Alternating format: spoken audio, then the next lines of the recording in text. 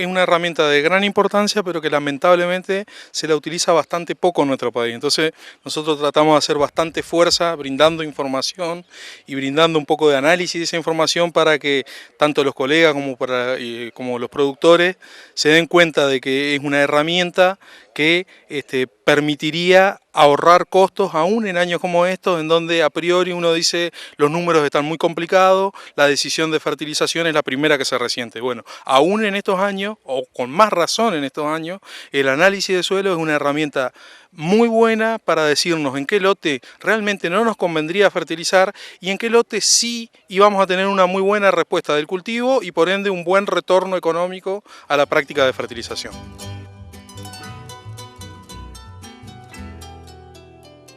Para Barbayelata es muy baja la información disponible en relación a la cantidad de hectáreas cultivadas.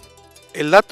información que existe es que se saca una muestra cada 250 hectáreas que se producen, lo cual es bajísimo comparado con todas las zonas importantes de producción de granos del mundo, lo cual nos indica que estamos tomando una de las principales decisiones que afectan la productividad de nuestros cultivos y la sustentabilidad del sistema para seguir produciendo en base a no información.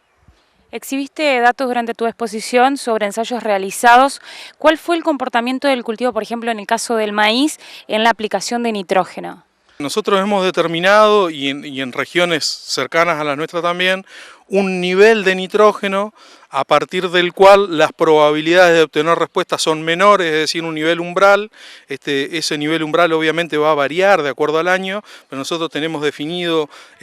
para muestreos a 20 centímetros un nivel objetivo al que deberíamos llegar de entre 120 y 130 kilos de N. ¿Sí? Obviamente si uno apunta a rendimientos menores puede bajar ese nivel objetivo y la manera de determinar la dosis teniendo en cuenta ese nivel objetivo es hacer análisis de suelo, calcular cuántos kilos de N por hectárea tengo yo ya en el suelo y usar ese valor para restarle al nitrógeno objetivo y ese me va a dar como resultado la dosis de N que debería agregar para llegar a ese rendimiento que yo me proponga. En ese comportamiento, ¿cómo juegan los cultivos antecesores?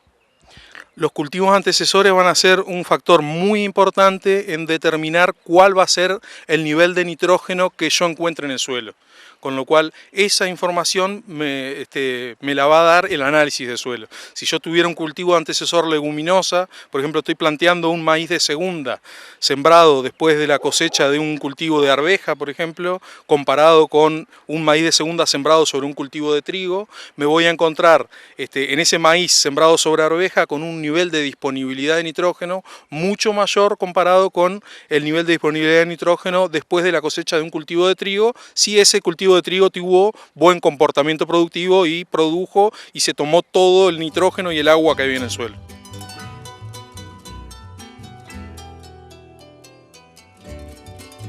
La rotación en los cultivos es imprescindible para sostener la capacidad productiva de los suelos.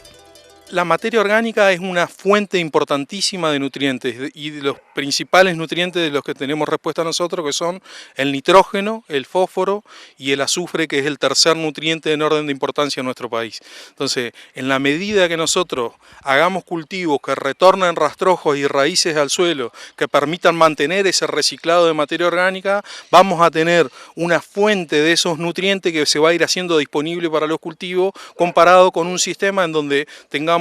mala rotación de cultivo, en donde van a ir decayendo los niveles de materia orgánica y por ende decayendo el nivel de fertilidad general del suelo.